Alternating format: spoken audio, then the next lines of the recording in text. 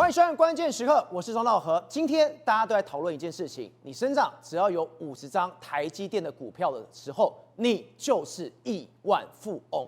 因为台积电今天太狂了，直接冲上了2000点，最后收在2015元。而且这2015代表什么一件事情？现在台积电已经是全球市值第6高的公司。过去我们常讲最大敌人，要么是 Intel， 要么是三星，现在完全把它甩在后面。所以当你今天看到《纽约时报》它今天揭露一件事情，原本是要给总统的机密报告里面，他说了，原来拜登到川普他们都要做一件事情，他们都希望台积电能够伸手把 Intel 这个扶不起阿斗给救了起来。但最后结果我们都知道了，当然是没有救。所以最后美国去跟台积电达成了合作，而就是因为这个合作，也让美国完完全被台湾、被台积电完完全全的绑住。为什么会说绑住？你看到这个画面，你就完全知道，这《华尔街日报》他去采访了苹果，苹果在美国的供应链厂，没有想到发现一件事情。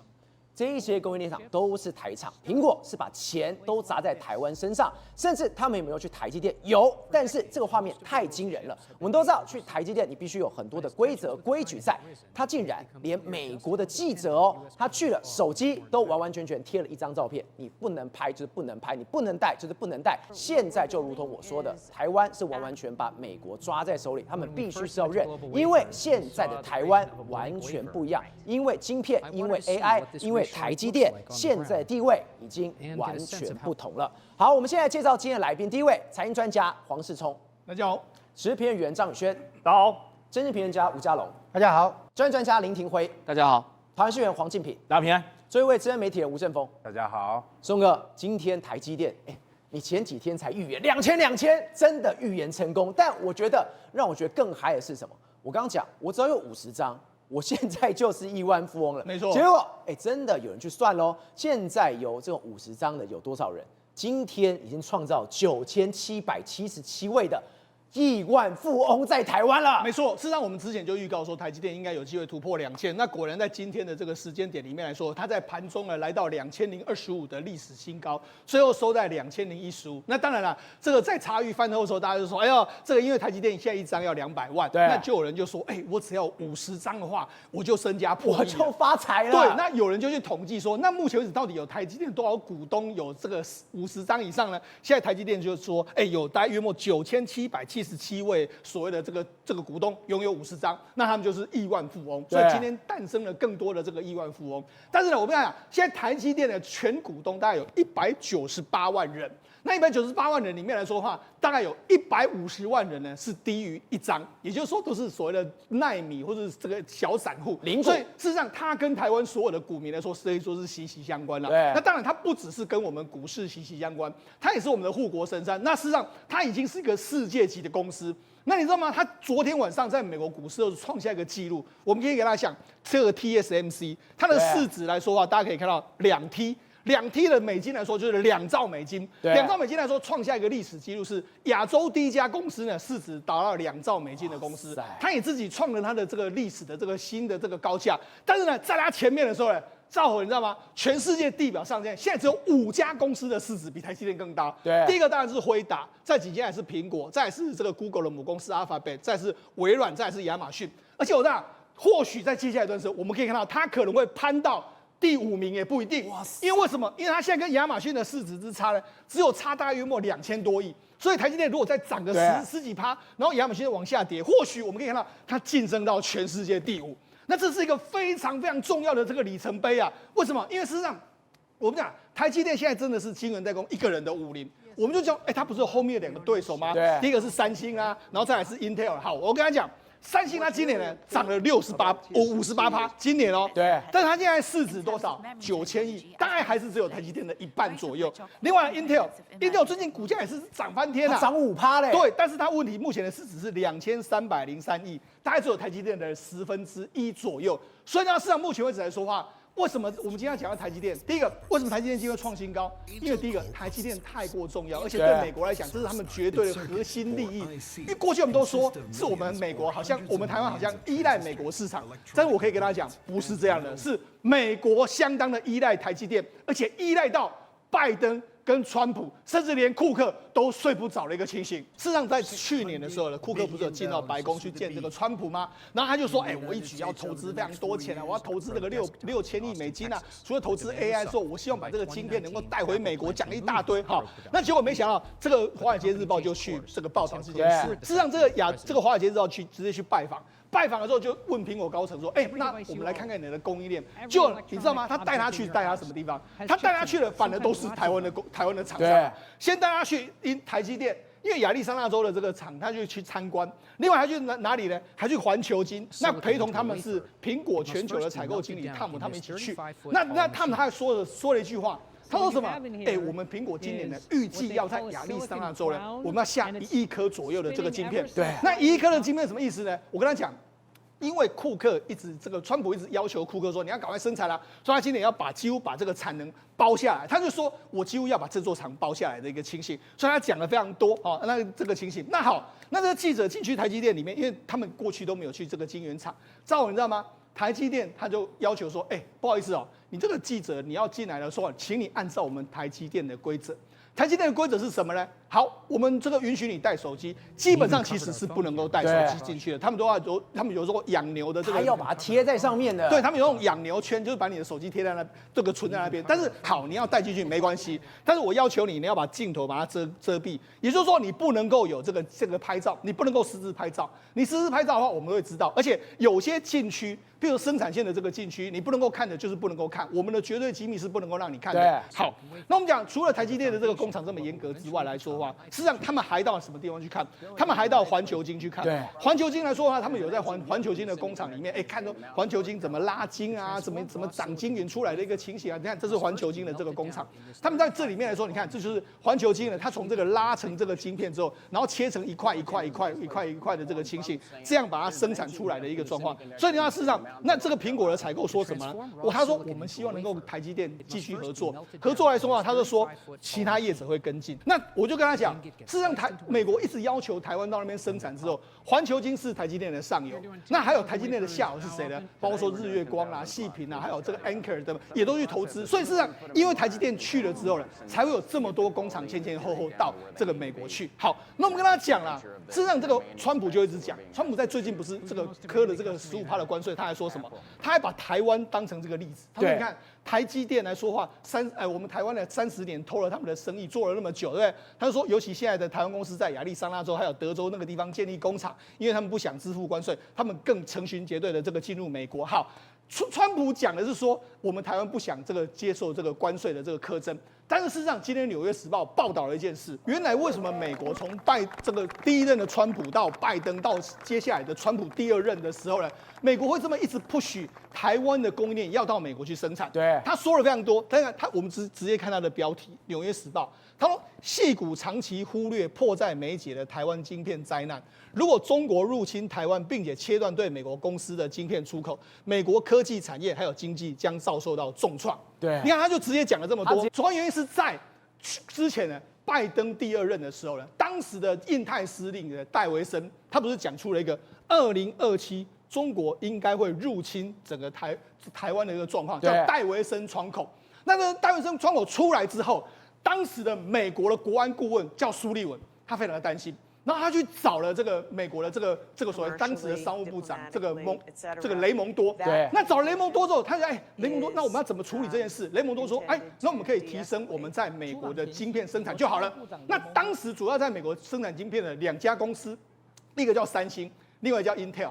那三星跟 Intel 还2家公司，他就问他们说：“那你们能不能增加这个整个产出的这个状况啊？”就后来雷蒙多得到的消息是，这2家公司没有办法。后来苏利文知道这个问题之后，他就请了那时候美国的半导体协会写了一个报告。他们那个报告的这个初衷就是，我们现在要假设一个最坏的问题，因为当时的晶片都依赖在台湾。那假设台湾被中国入侵的时候，那我们怎么办？就最后他们得出了一个结论是这样子的，就是说，如果假设中国入侵台湾了之后呢，中国的这个 GDP 会下降2.8%，约莫是大概16% 左右的这个中国经济成长率会衰退。美国是2.5兆，对，金额是差不多，但是美国大概是衰退10%左右，就2个国家经济会衰退，然后呢，全世界的经济产值会10兆美金不见，好，所以它是这个非常重要嘛。那不只是这样，他说了会卡住什么？卡住美国很多重要的公司，包括苹果那些一大堆公司。好，这个报告出来之后呢，美国觉得非常非常的严重。美国就非常严重的时候，那照你知道他怎么做吗？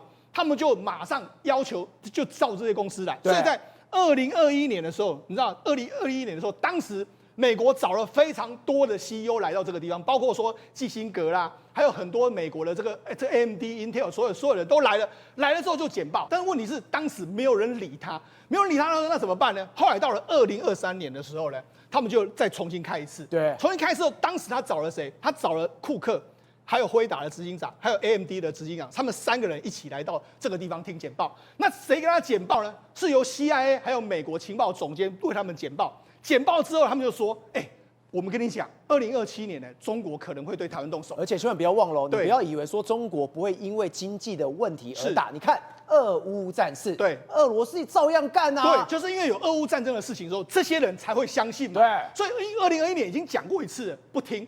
那2023年的时候再来一次，那再来一次的时候，他们就开始就觉得说，真的，因为当时俄乌战争刚爆发，他们认为说，哇，有可能。好，于是呢，他就说你要赶快采取行动。然后事后库克就说，他告诉官员，他睡觉的时候是睁了一只眼睛，睡不着了，也就是说睡不着觉。睡不着觉之后，所以现在才会有所谓的库克去投资6000亿的这个问题，就是这样子。好，那雷蒙多呢？雷蒙多因为他一直叫这个所谓三星啊，或者 Intel 来这边地方生产，那没办法哈。所以呢，你知道最后是怎么样？最后的这个他很担心 Intel 的未来，所以雷蒙多在卸任之前，他给 Intel 还台湾写了一封信，然后表示呢，我们美国政府会支持他们合作。为什么台积电传言会跟 Intel 合作？对，就是雷蒙多有这样说。然后后来呢，他还写信给这个卢特尼克说 ，Intel 需要帮忙，我拜托你一定要这个帮助这个 Intel， 所以才会有后来美国政府去入股它一个非常重要的这个原因嘛。好，那我跟他讲，那为什么台积电呢会投资美国呢？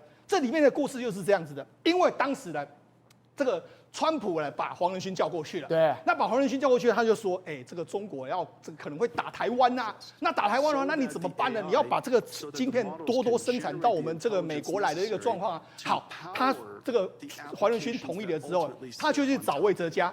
找魏哲家之后呢，他就说：“你必须要在我们的亚利桑那州多投资啊。”那魏哲家同意，而且他们还说：“黄仁勋说我会100%的支持你。”那支持你的时候，所以后来他们敲定了之后呢，黄仁勋就带着魏哲家去见卢特尼克。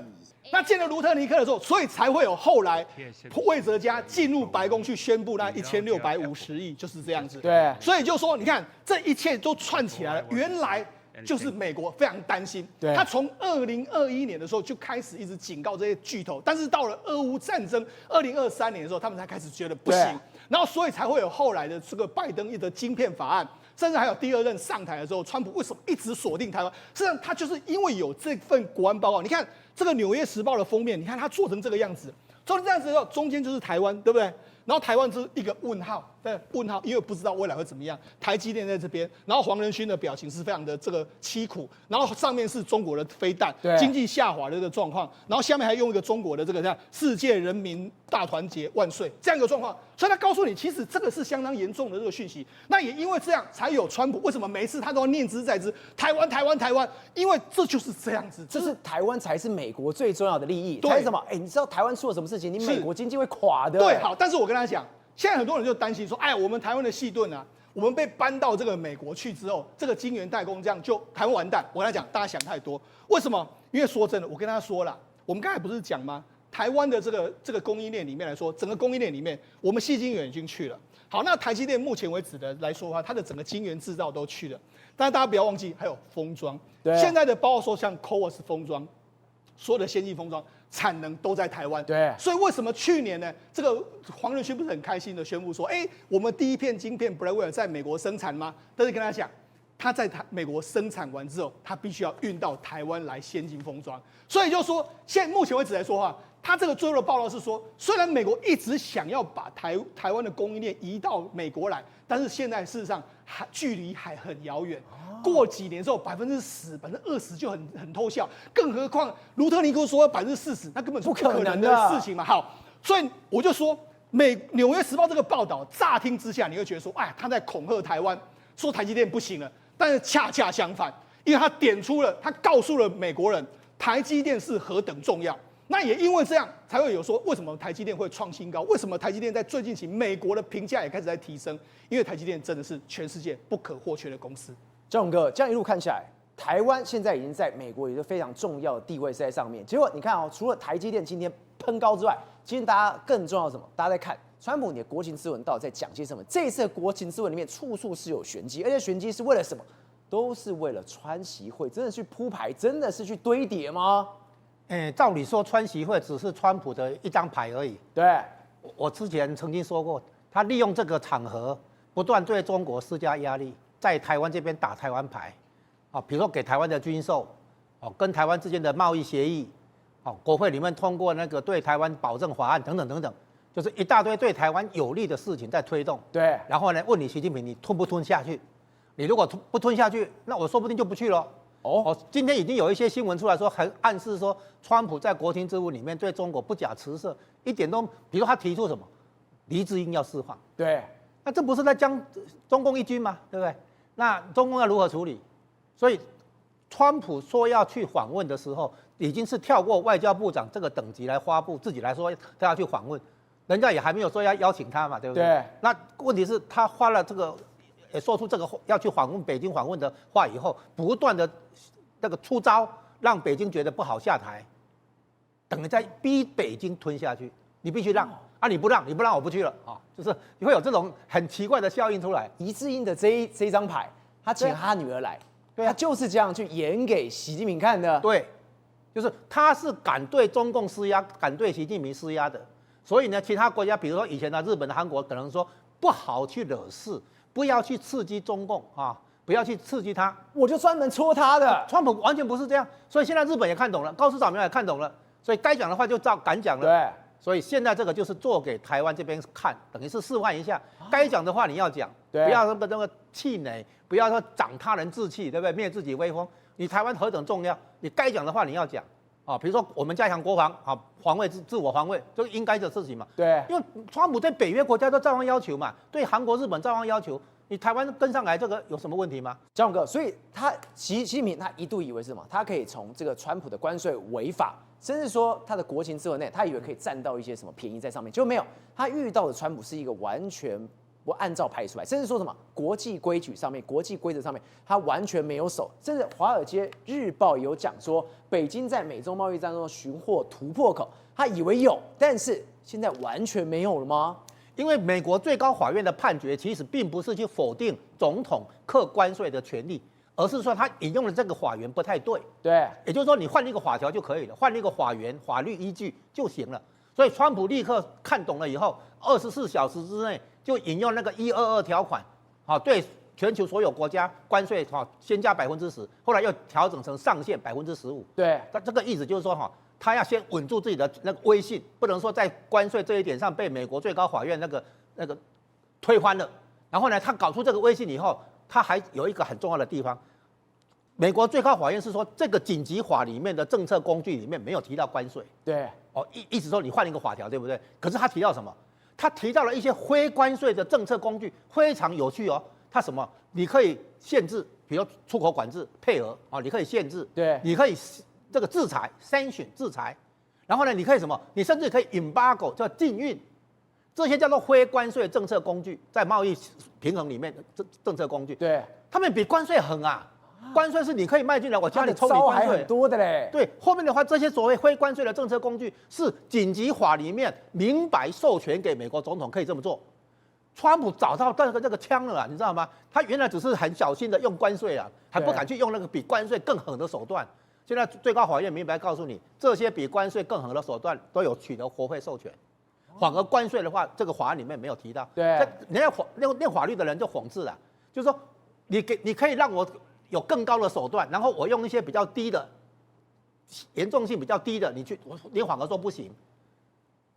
关税的那个严重性比较低，你说不行，然后你说我行的是更高的手段，所以川普不会放过这个机会，一定会用这个来做什么？你想跟我重新谈判，我就禁运，然后呢，你不要谈判，我也不用禁运，大家来各退一步。所以川普会拿这些非关税之外的政策工具来当做极限施压的手段。你中国想跟我重新谈，对吧？要我取消关税，对不对？那我禁运你这个，我弄你了，我弄你。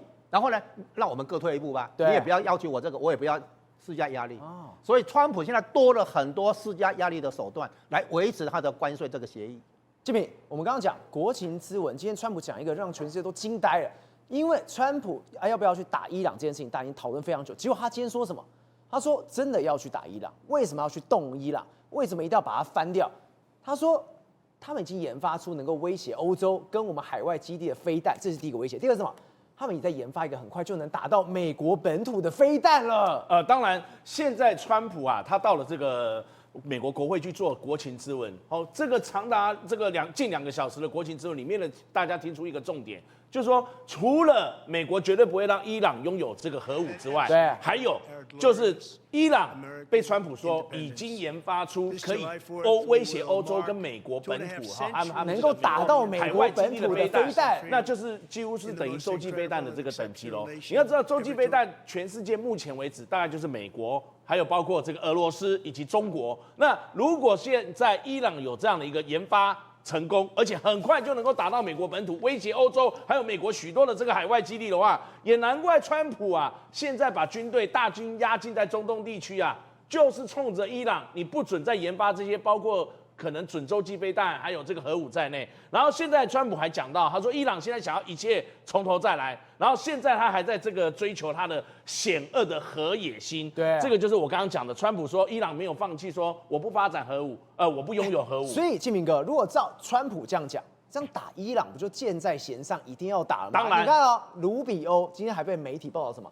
他向国会的8人帮机密汇报伊朗的情势，所以真的要开战了。最近就传出来说，卢比欧他对美国国会参众两院的资深的这个民主共和两党的这个议员，还有美国参众两院的这个情报委员会的主席，以及情报委员会的小组里面的大概成员，加起来至少有8个人，而这8个人都算是美国参众两院重量级的国会议员，所以也就是一般媒体所俗称的国会8人帮。所以当卢比欧做完报告之后，这个就象征美军在备战，但伊朗也在备战哦。伊朗也在备战了，但是他的备战规模很奇怪，他竟然是抓人，是不是抓人之后呢？为了到时候美军开打了之后有谈判的筹码。这今天抓的不是开玩笑，他是日本 NHK 的德黑兰分社长，等于是那个地方最大咖，没错，他被抓走了。而且伊朗还不敢抓美国人，抓了美国人恐怕明天就开打了。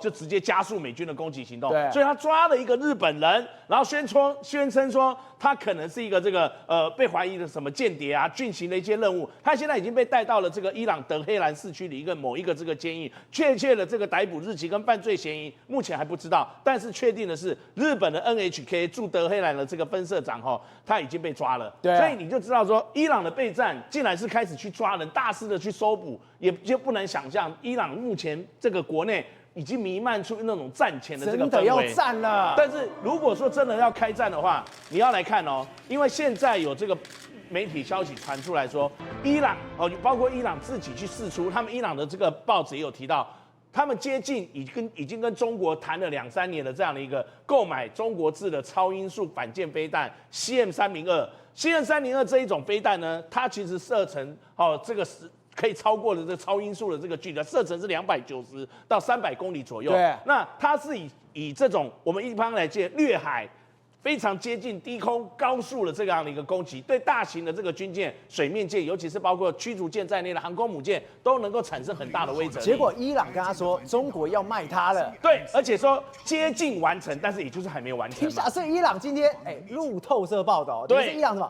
他故意把消息放出来，要拖中国下水。所以呢，而且这个消息还没有完成啊，还没有确定啊。那你这个时候要准备跟美国可能开打在即哦，你这个时候告诉全世界说，中国是要资助你这个超音速飞弹，要卖给你了。那中国在帮你吗？那而且你这个还没有完成啊，而且这个事情早就传了2、3年，为什么去年前年你不讲呢？那你今年现在准备美国已经大军压境了，然后你再拿出来讲，似乎有把中国拉下来，作为说，我也有这个保护伞，我上面有俄罗斯，旁边有这个中国，你美军来打看。我旁边还有什么？还有 NHK 的人，对，又抓了日本人，连人质都准备好了。所以恐怕中方是相当的尴尬。所以伊朗仗还没打，你就开始释出这些消息，但偏偏国内好像不给力啊。为什么这样讲呢？因为他们的这个军方传出来不到1个礼拜，有2次的坠机事件。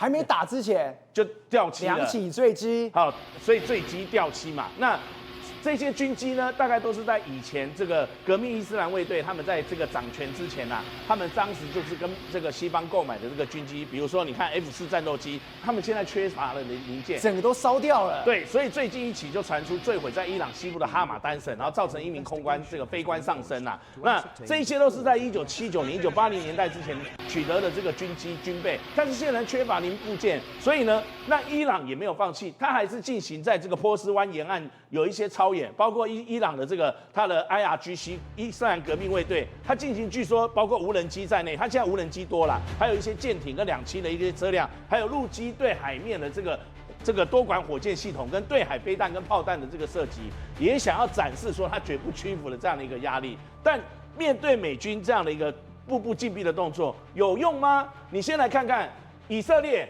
跟美国这个老大哥就不用讲，美国做什么，以色列的动作都会进一步，而且其实你从以色列的动作也都不难窥知下一步美军怎么做。以色列他先对付他旁边的黎巴嫩，以色列已经先出手把旁边都处理掉，他先旁边处理掉黎巴嫩，他就直接炸了，然后整个都烧起来了。所以真主党就说他现在这个被以色列突袭后，他在黎巴嫩东部发动的空袭，已经造成他的8名主要的干部成员已经这个罹难了。那以色列甚至呢，其实他对这个黎巴嫩东部的空袭啊。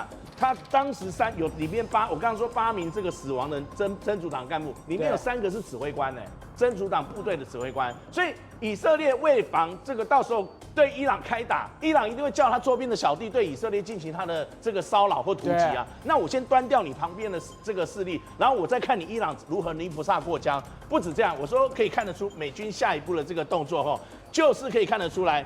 E4B 代号这个守夜者，他已经移到了这个安德鲁斯空军基地，他有这样的一个空中指挥机，也有这个末日飞机之称。所以你看到美军的步步的动作，包括12架的这个 F-22猛禽已经进入以色列，你就知道伊朗可能在倒数计时，什么时候美军开始会发动对他的一些这个军事攻击。宏观取材，厘清真相，犀利精准，深入剖析，时刻掌握关键新闻时事，不漏接。老时段，新气象，我是钟浩和，关键时刻2.0全新出击。